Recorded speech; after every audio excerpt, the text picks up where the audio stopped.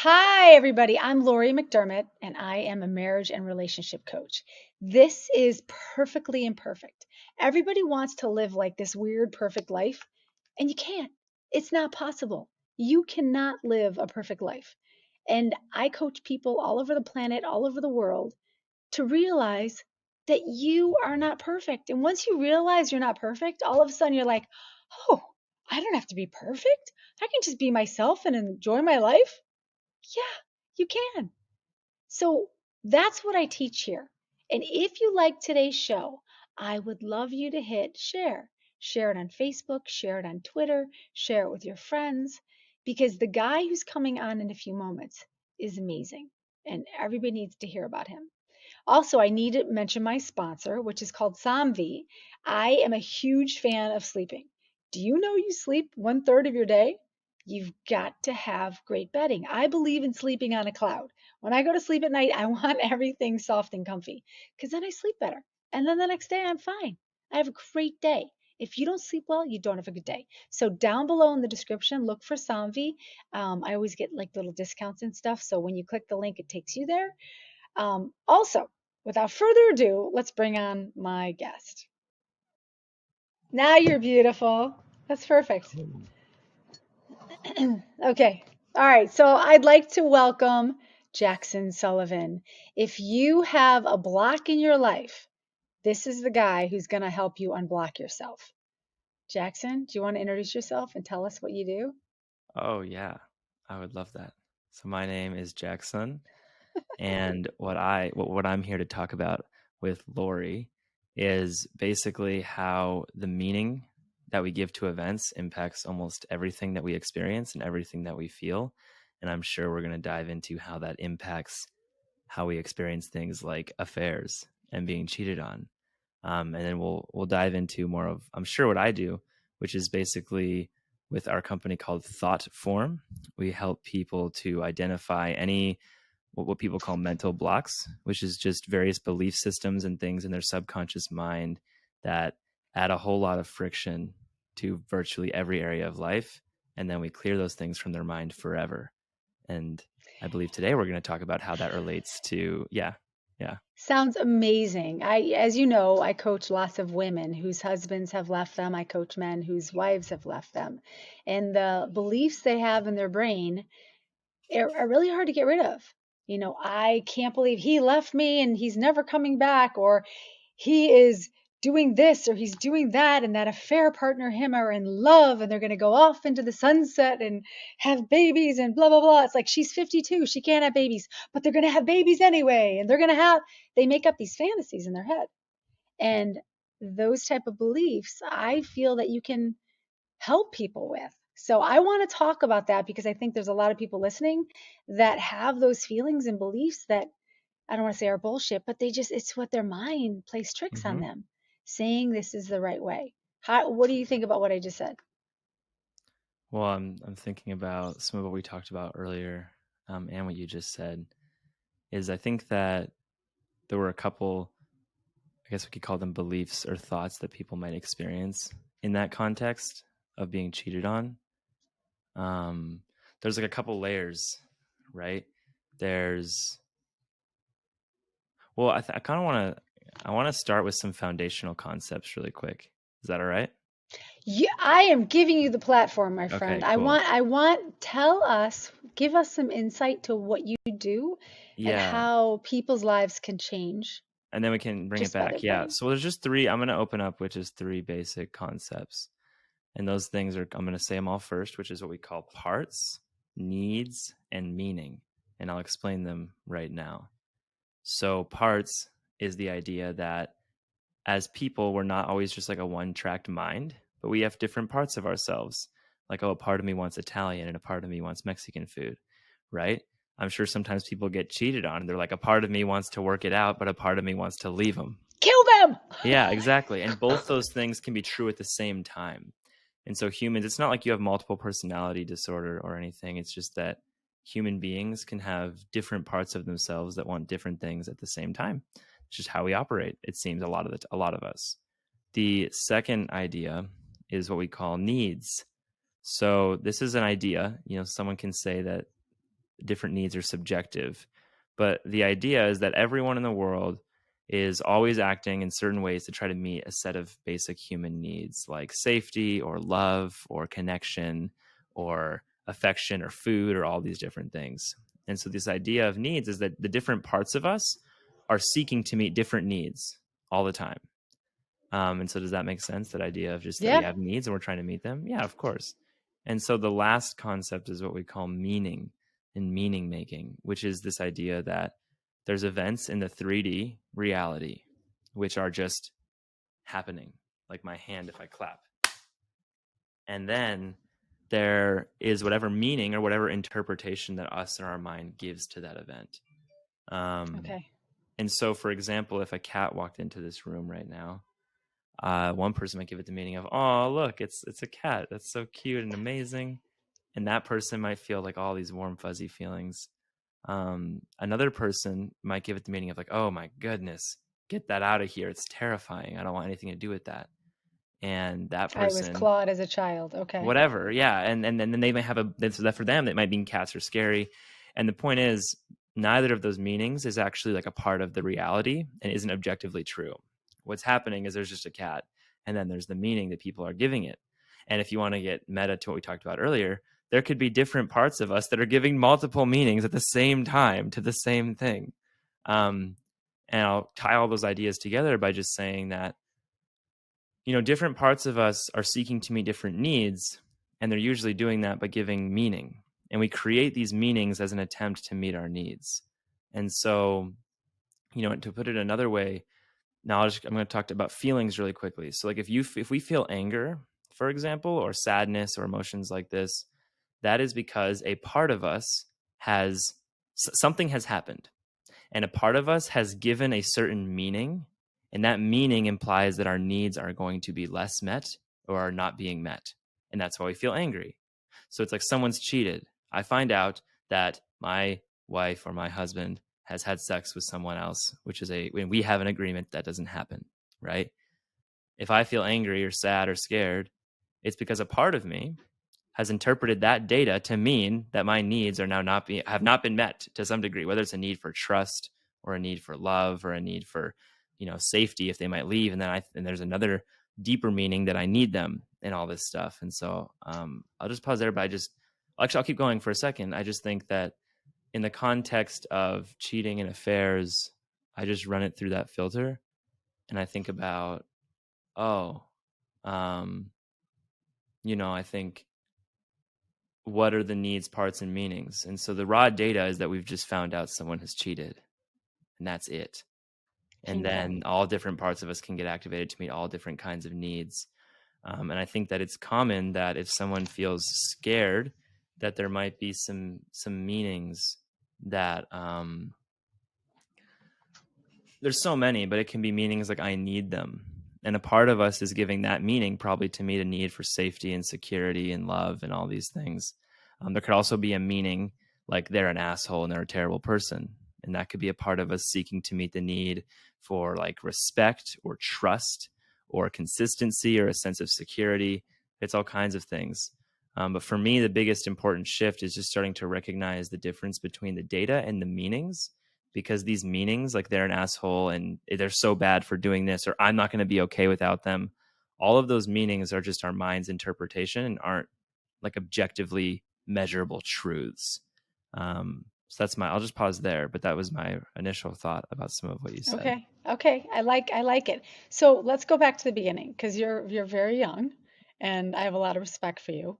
And I was incredibly bewildered to find out you were 23. Mm-hmm. And we had this conversation where because I met you at a conference Mm-hmm. and I thought you were extremely bright. I love how you give the proper eye contact to people and you have huge insight to things for such a young age. So that's why I wanted to give you a voice here. And what I liked and what I want you to share is, sorry, my nose keeps itching. That's It's a okay. hay fever. Summertime's almost over. I can't wait. No more hay fever. Um, what happened to you as a child? Because I know a lot of 23-year-olds who aren't as bright as you, but you've shared with me a little bit about your story, But would you mind sharing with Mm-hmm. us like what Mm-hmm. happened to you as a kid? Mm-hmm. Some of it. Yeah, I'd love to. So, Okay. there's like two sides of things. There's certain parts of my childhood that I actually deeply love and I'm very grateful for. And there's other things that most people would categorize as extremely traumatic. There's a test called the Adverse Childhood Experience test that anyone can take. It's 10 questions. Highly recommend it. It's 10 questions. You look up ACE, trauma test, and you just ACE, ACE. ACE trauma test. Yes. Okay. And you'll just, there's many different websites that'll do it. It's just 10 questions about various things like, were you worried about eating in the house, or was there anyone addicted to drugs in the house, or was there, were you ever beaten? All Hmm. these different things. And so on the one hand, I love a lot of elements of my childhood. There's only 10 questions on ACE. My score is an 8 out of 10 out of the 10 things. And so there's, for example, I realize now, like, so I have 5 older siblings, and a lot of my life I was feeling very terrified. And we can go into some of the specifics here, but I know we only have so much time, so I won't tell the entire life story. But I know that, um, I told you some of these things, I think, when we talked more, but there were definitely times when I was completely convinced that I was going to die, as different older siblings would be attacking me or various things. My parents divorced when I was 11, and then my dad was just kind of not really present anymore after that. Like, he was still there, but not really. And then there was a period of probably 10 years where it felt like multiple times a week, in some periods almost every single night, where it was just like screaming fighting matches, with my family and my mom. And what my experience was is I felt extremely isolated and unloved and terrified a lot of the time. And Hmm. on top of that, though, it's interesting because all of my family is just as bright and amazing and as me. And so there's also this incredible amount of love and like clarity and understanding between me and my siblings about everything. It's really powerful and special. Not everyone all the time, but it's very much there too. So I also had this like our Christmases were like Harry Potter morning Christmas. Like, we really have these beautiful foundational moments, and then we were all just kind of like in this traumatic experience together. And so I'm gonna kind of explain how from that I got to what like the knowledge, I guess you could say, I have now of like human psychology or whatever and stuff like that. So basically, when I was about 18, 19, I finally started when I left home and I started to feel a bit safe. It seems like a lot of the trauma surfaced, which is common when you look at like somatic trauma and stuff like this, where I had so much brain fog and terror in my body that it was like hard to drive or function at all. I could barely watch a movie. I couldn't read hardly at all effectively. Um, and it was really extremely difficult. And I was doing so much personal growth. I read like dozens of books as best as I could, mostly audiobooks because it was harder to read. Um, but I listened to so much. I learned about psychology. I learned about trauma. I learned about healing. I did psychedelics. I did every possible thing. And a lot of stuff like kind of helped. Like, I did feel better over time and there was progress. But then I discovered something called Mind Fix, which is a group out of Colorado that does in-person retreats and stuff over Zoom. And I became a client of theirs, and they were doing this subconscious reprogramming work, basically, where they would be able to identify what they called limiting beliefs, and they had a method of clearing those beliefs permanently, almost instantly. And I was so amazed and impressed. And I think because of everything else I'd already done, I was able to kind of pick up what they were doing almost immediately. And I just started facilitating it, and they were like, "Holy shit, come join our team." And so then over the course of the last like year and a half, 2 years, this is more like a year and a half. Yeah. I was basically facilitating all of these like high-end business executive clients, many of whom are millionaires, clearing away all of their biggest blocks, things like procrastination, anxiety about literally anything, relationship issues, anything you can imagine that someone could have. And over the course of a year and a half, I basically was taking everything I already knew pre-Mind Fix and just replicably making everything and the method just better and better and better and better and better until now what I'm doing is almost unrecognizable from what I was doing back then. and in many ways is even faster and more effective than anything I was doing before. And it's just my own thing, which is now what I call thought form. And so basically, after I've cleared over 1,000 different limiting beliefs and like sort of mental blocks from people's minds, with hundreds of patterns, and probably, I think it's even in hundreds of entrepreneurs if you count our in-person retreats, because there's like sometimes 20, 30 people at those. And so anyway, yeah, that's how we got here. And so when we talk about my age, I noticed that, if someone's very good at basketball at a very young age, like it's not, because you'll notice whenever I work with people, I do anything, I'll never give counsel. I'll never give advice, hardly ever. I'll never suggest what to do. I'll never say that I like have the answer. The only thing I talk about is belief systems and the subconscious mind and how to clear them. And similar to like someone who's like a prodigy basketball player, that's just a skill that I happen to have mastered at a very young age that I just happen to be really good at. And so it's not even about like, oh, I know everything about life or the answers to all life or like whatever. It's just that I happen to understand beliefs and like subconscious reprogramming really, really effectively. So that's what I feel really confident talking about. And it doesn't actually require someone to like believe that I know everything or believe that I know the solution to all their problems, because that'd be really crazy if I were to claim that. It's more that, At 22, yeah, 23. I think people might raise an eyebrow, but sometimes the stuff I'm talking about is 23. like it applies to literally everything, which it does. And so Mm-hmm. it can seem like that's where I'm coming at it from, but I'm really not. It's just that I feel like there's a lot more to learn about the subconscious mind. We're just barely getting started, and we're going to keep. So tell me about the subconscious mind. How does it control our heads? Like, how does it control us? Mm-hmm. Well, this is where. Because people are like, no, no, no, I got it. I'm Mm-hmm. good. Like, what is this? What does our subconscious do to screw up our Yeah, heads? I'm happy you asked this question, because I think a lot of people in these like mental coaching worlds kind of make it seem like really ethereal and ambiguous, like the subconscious, you need to, it's really all this is my definition. Let's be clear. Everything I say from here forward is just my personal thoughts and definitions. None of it's, That's why I'm asking yes, you. and none of it's to say objective. I know that. Yeah, so It's you. subconscious, just the conscious mind is what I'm conscious of in this moment. Like this, I'm here with you, I'm conscious of what's happening right here and now. I'm conscious of the thoughts. Sometimes there's a part of me that I still notice wants to like say things a certain like right way, or like, stuff like this. I'm conscious of that. So that's my conscious mind. If something is subconscious, it is not in my conscious awareness, something that is happening that I am not aware of. That's all it means to me. And so for me, it gets a little more, it can be pretty simplified. I mentioned parts earlier. There are parts of us that have different motivations and are seeking to meet different needs all the time.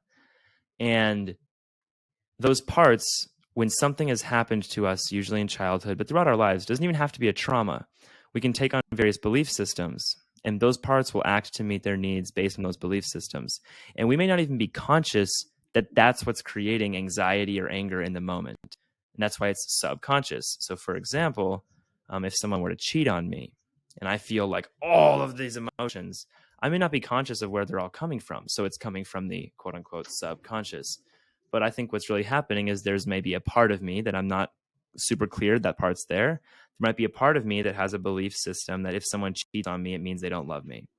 That I learned when I was like 8 from some movie about where there's someone who cheated and that's what they said, or my parents said, or who knows. At some point, I learned that. And then that tells me that, oh, if someone cheats on me, my own need for love isn't going to get met. And if my need for love already wasn't met abundantly as a kid, now there's this scarcity. And so then someone cheats and it feels like the entire universe is ending, as opposed to just like some like genuine like feeling of like some betrayal and frustration. It might feel like all of reality is falling apart, because a part of me might interpret it to mean that my need for love is being sacrificed at like a core level. And so that's what I mean by subconscious, is it's just there's these parts of us that carry certain beliefs, and that's not in our conscious awareness. And all it's in our conscious awareness is just like, this happened and I feel this way. And so for me, that's, So do you think the subconscious is collected just when we're a kid, or is it always collecting?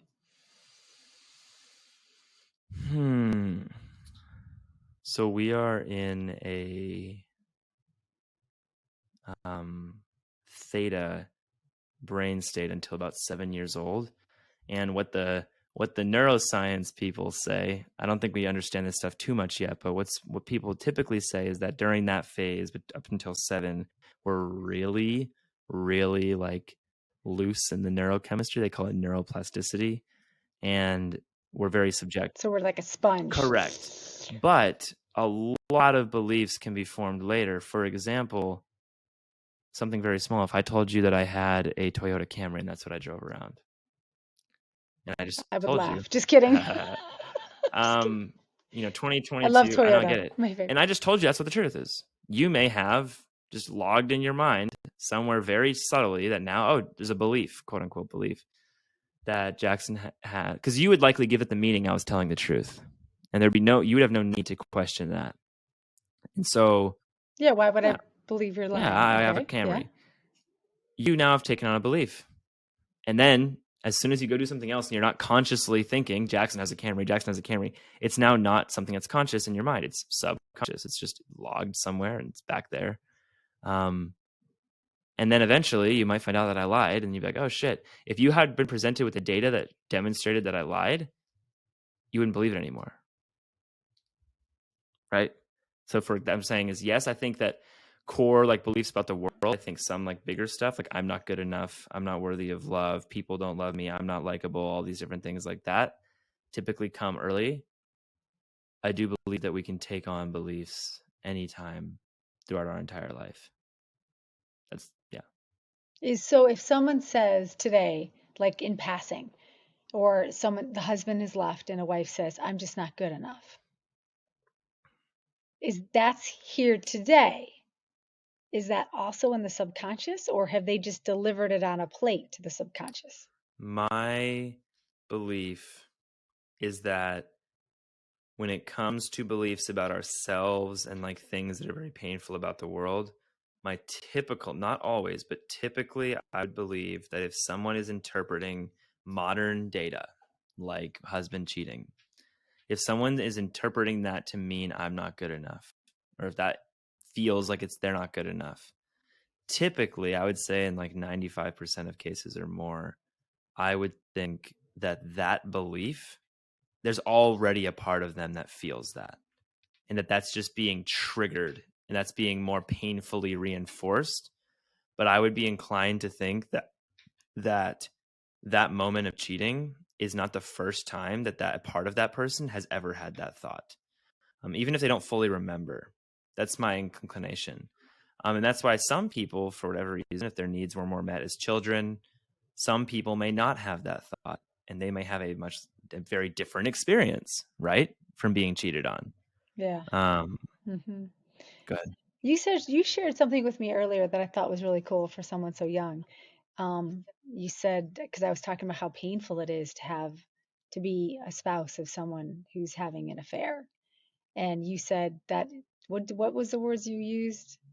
That was just as horrific as someone dying? Oh, I said that for like a nervous system experience, it could be as like second to having someone die, because of, I'm imagining like the amount of layers of, really, for most people, so many different parts of them will give them meaning. Like if someone cheats, so many parts of someone will give that the meaning that so many of their needs are being sacrificed. And we feel emotions that we don't like when we perceive that our needs are being not met.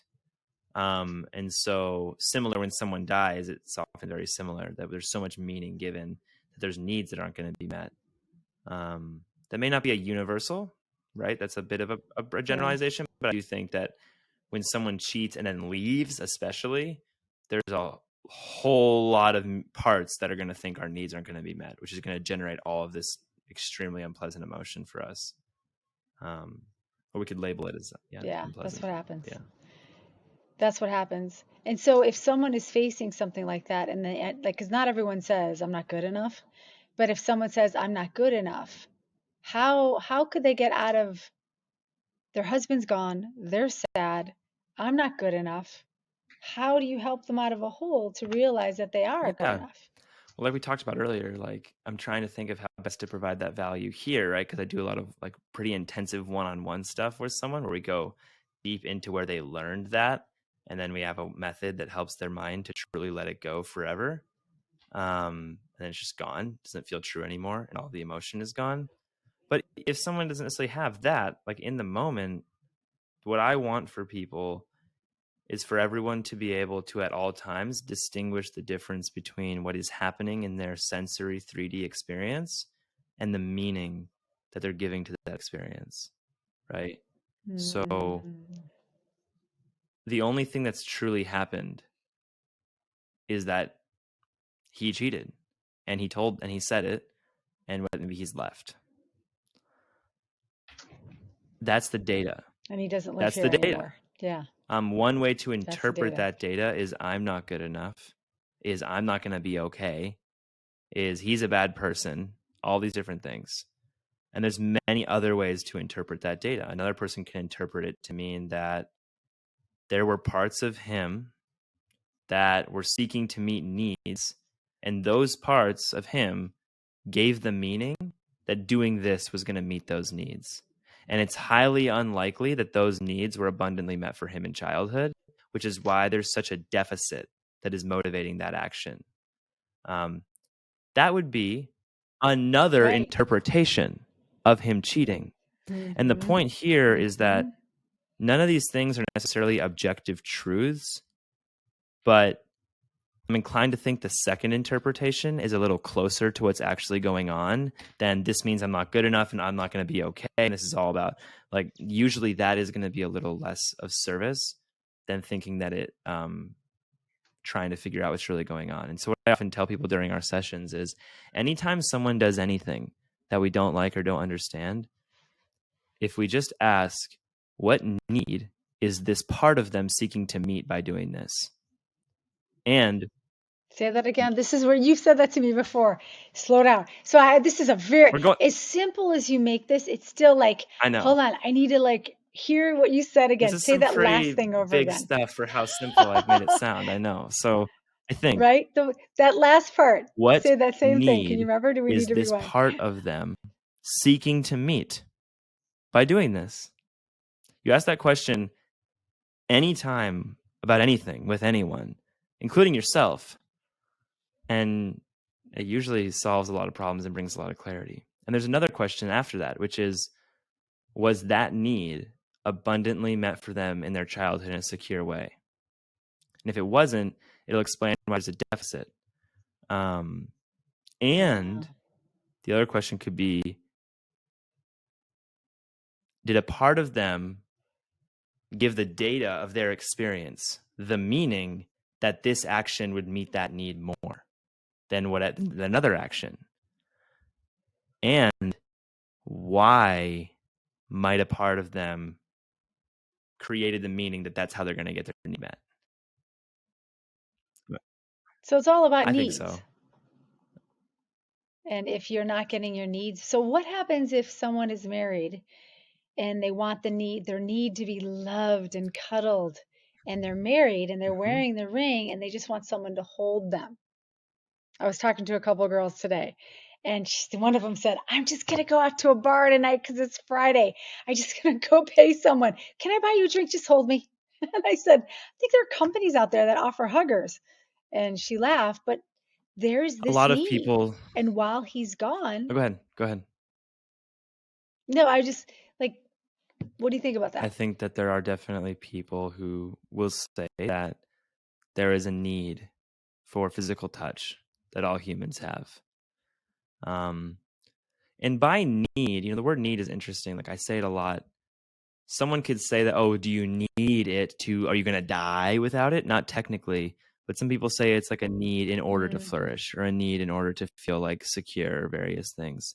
And we can even argue about that, but I'm going to rewind. I'm getting pretty meta.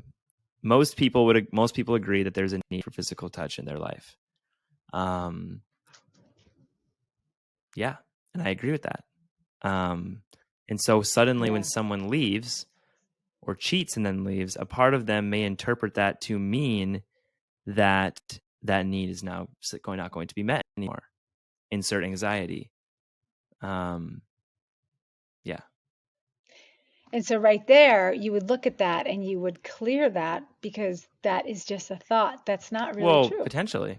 It depends, right? Like I would say my question would become, what are other ways to meet that need for physical touch?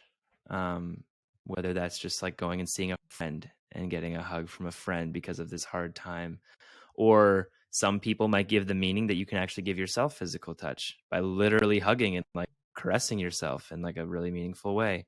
The point is, it's all meaning. Like you can interpret it however you want. But my thought is that, yeah, the meaning that now my need for physical touch is never going to be met ever again, is not accurate.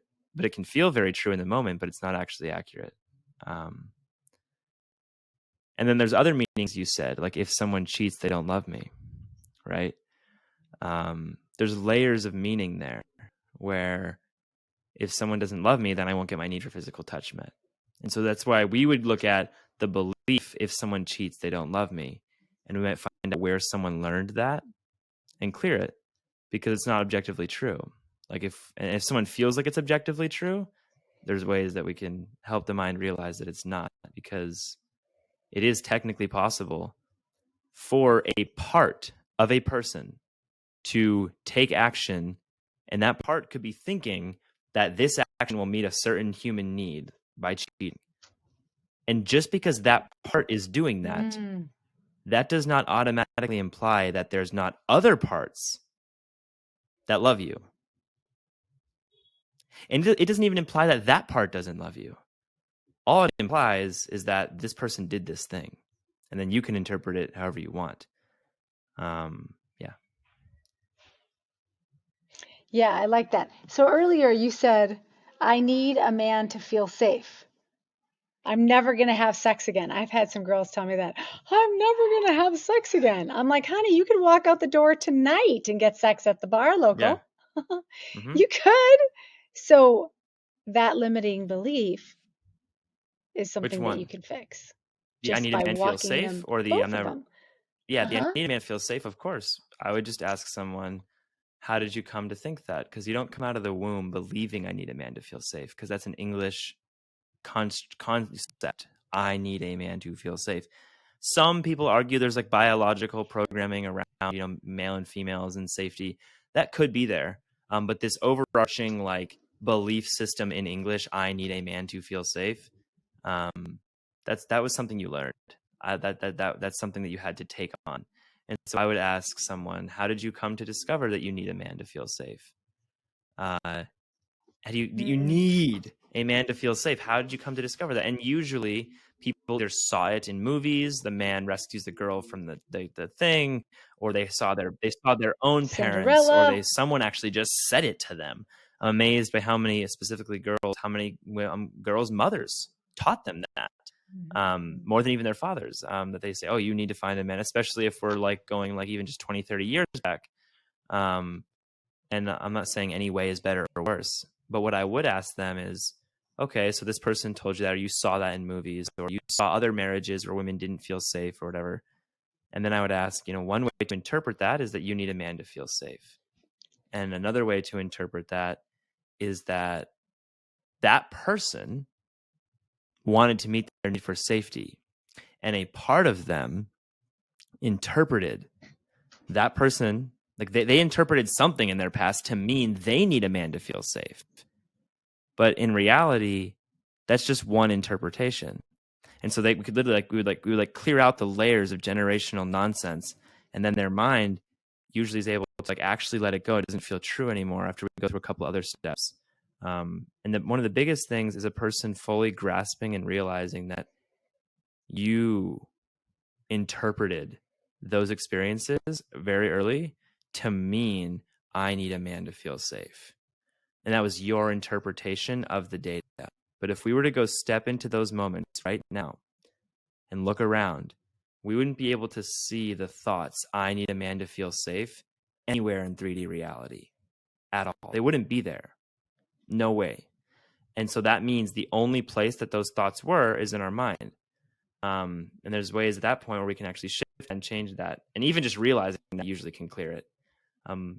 So anyway, yeah, that's how, like, then the reason I went through that is because I'm hoping that someone listening may actually have a breakthrough just hearing that. But yeah, I'll pause there.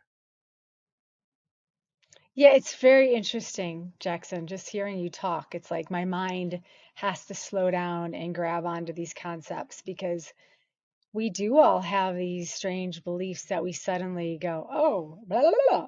And it seems to be the law in our That's a head, in good our way to see minds. it. It's like a Do you do law. I'm that? gonna write that down. That's a great way to frame it. I've never heard someone say that, but yeah, it's like it's the law on your mind. That's so powerful. Do you ever do that to yourself? Like knowing all of this stuff, do you ever find yourself saying Oh limiting yeah. beliefs? I mean, I don't have a Do meaning. you yell at Well, yourself? because I can How do you, self-facilitate to some you don't have degree. a, Because that's the thing is, okay, so if we give meaning in the moment that we don't like, it's because a part of us in the past gave meaning to something, and that meaning has stayed on, right? Like right? Because I okay. know I'm going pretty fast here. Um, Yeah. Give us something that you had happened to you where you were oh stuck my God, I in a can't. second. Yeah, so much. Is Uh, mom doesn't love Wasn't me. that funny? Um, Really? You Not say that anymore, to yourself? but I used to Okay. have Well, give me something recent that you, that I'm still okay, working you used on. to have that. Yeah, okay. Yeah. Um, Yeah.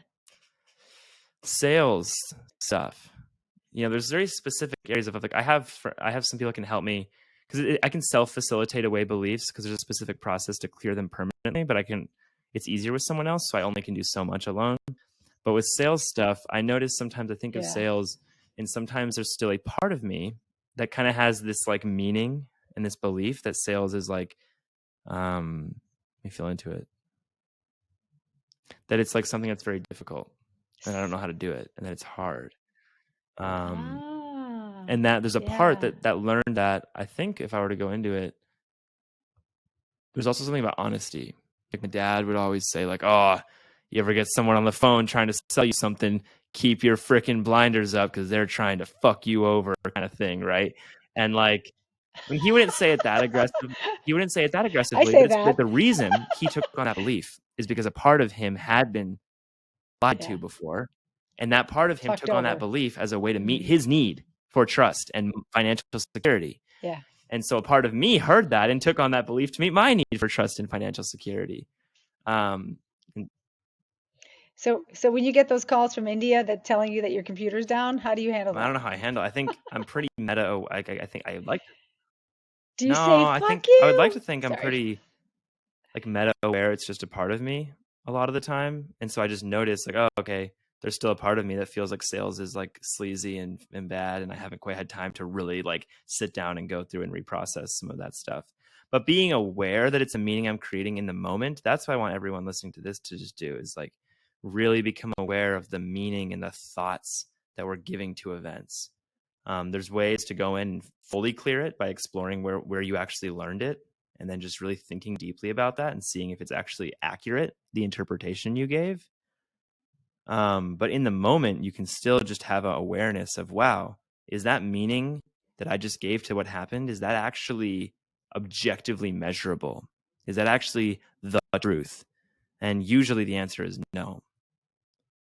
So, yeah. Yeah, and if you stop for a moment and think about it, and that answer is no, it's It bewildering. changes.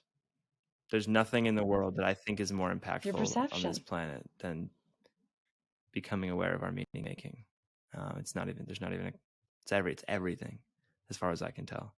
So yeah, Yeah, our minds are very controlling, and they're our guidebook. the law. I love you said that. It's the Yeah, I law. agree. Okay, I'm really, subconscious beliefs are the law book of our minds. I'm gonna write it down. of who you Mm-hmm. are as a person. Okay. Hmm. So, is there anything else? Because I think we're kind of coming to the end. Is there anything else that you want to share with everybody that Mm, like insight or a quote it's really or cool. It's amazing how fast the time goes. Um, wow, it's already been that long. Wow. So I would say, there's a question someone can ask in a moment of ever feeling emotional charge or something, which is just, what is the data which is like someone just yelled at me. And then what is the meaning I'm giving to this, which sometimes could be like they don't love me, or they're being mean, or this is bad, and all this stuff. And then you can just ask, is this meaning the same thing as what's actually happening? Or is this meaning just happening in my own mind? And just bringing awareness to that in a moment can suddenly diffuse so much intense emotion when you realize that it's just a meaning in your own mind. So that's... Do you pause usually when someone asks you a in my question? life, I would like to more. I would say no. Did you notice that I don't? Yeah. Have I on this don't? podcast? I actually have some awareness. There's a part of me that feels like a little insecure. I feel like I've been talking really fast this whole time. It's okay. People can read it again. We got a lot of watch content to get in, so It's let's just freaking go. Doesn't right? matter. Yeah. We got a lot of content. But I'm just wondering, because some people are very quick with their tongue, where you just jump in and answer the question, or just jump in to assume something versus taking that moment to pause. I think I do both. Do you ever do that? If it's about me, I think I pause more. If it's about something that I think that I know, which I could be wrong, but I think I usually answer pretty quick.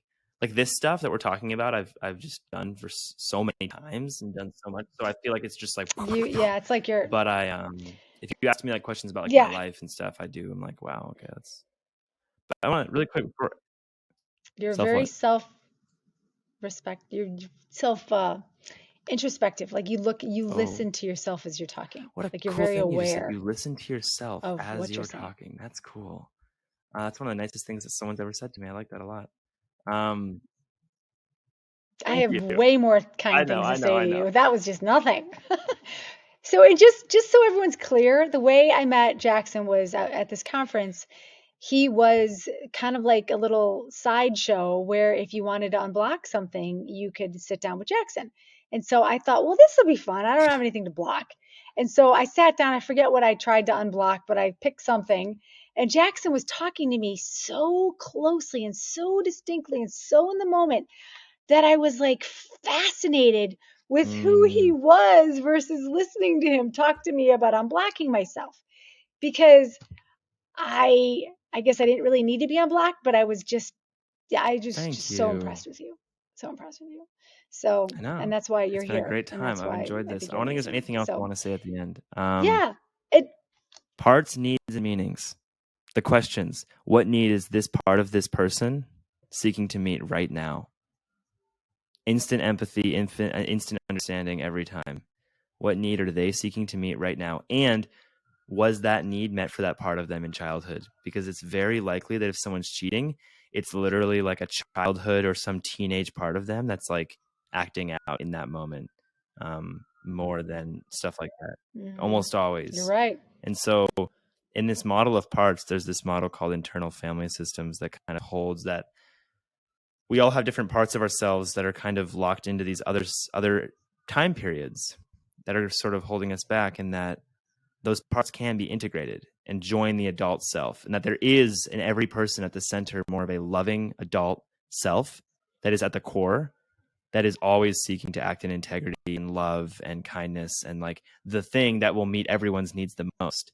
And that when that self isn't in control, it's because some part of us has kind of gotten triggered or activated and is just like really trying to meet those needs. That's the last thing is, especially in the context of cheating, like there is, in my belief, in every one of those people, like there's a true self that is an adult that really doesn't seek to sacrifice your needs or anyone else's. And these other behaviors are parts of them that are seeking to meet needs that usually were not met a long time ago. So that's kind of what I think I want to just close with, is really remembering that can create a lot of empathy. I agree. Yeah. Yeah, that's the place I try to take everybody, because it's really hard, especially when your family is at risk. You know, you're not just giving up the husband, you're giving up like what you had a loss of. Yeah. So, well, Jackson. Yeah, well, that's the thing is go ahead. We can also ask what what needs are the parts of me seeking to meet, and we can have empathy for ourselves and recognize there's a lot of sometimes scared little children in our system that are really afraid that our needs aren't going to get met. And we can like understand and honor why we would feel anxious if someone's cheated on us or if someone's leaving. because there's a lot of parts of us that think our needs aren't getting met. And so we can ask that question of what need is this part seeking to meet in ourselves when we feel angry or when we feel scared. And that can help us to have a lot more compassion for ourselves. And so in internal family systems, they talk about you can kind of take that position in your mind as that adult self, and you can look at all of these different parts of you and be like, oh, okay, there's a part of me that's giving a lot of meaning right now and is seeking to meet a need. And we can like internally, just with our breath or with ourself, like really try to like just give love to that part of us and hold space for that part of us. And a lot can change internally as well. So I just would encourage everyone to not only ask the needs of others, but also ask their own needs and try to love the parts of them that are trying to meet those needs with all of these insecurities and pains. Because none of that means they're weak. It just means there's a part of them that's trying to get a need met. Yeah. Yeah. It doesn't mean Mm-hmm. anyone's bad or wrong. It just means they're Exactly. trying to feel good, solving their needs. Yeah, you're right. Okay, so you have been, oh my God, I just looked at my face. It's so big on the camera. Thank Jackson, you. I think you're wonderful. Thank you so much for coming on here and being a part of this. And I hope I'm going to put your contact information, everybody, down below so that you can look at it. And if you want to reach out to Jackson yourself, you go right ahead. Okay? So down in the note section below or the description, you will Sweet. find Jackson's Thank information. you so much, All right, Laurie. Jackson, Yes. darling, we'll It's been talk soon. Thank you for being the cool. smartest, It's been a youngest kid I've blast. ever met. All right, hon. I'll see you later. Oh my gosh. Don't you love him? Please, you guys, if you have any blockage issues, reach out to Jackson. He blew my mind. He's absolutely incredible. And also, if you have any trouble with your relationship or your marriage or your life, that's what I do. Reach out to me. We can have a little talk and I can help you. Reach out to me at thewifeexpert.com or thelifeexpert.com. And if you love today's show, please pass it on. And I'll see you next time.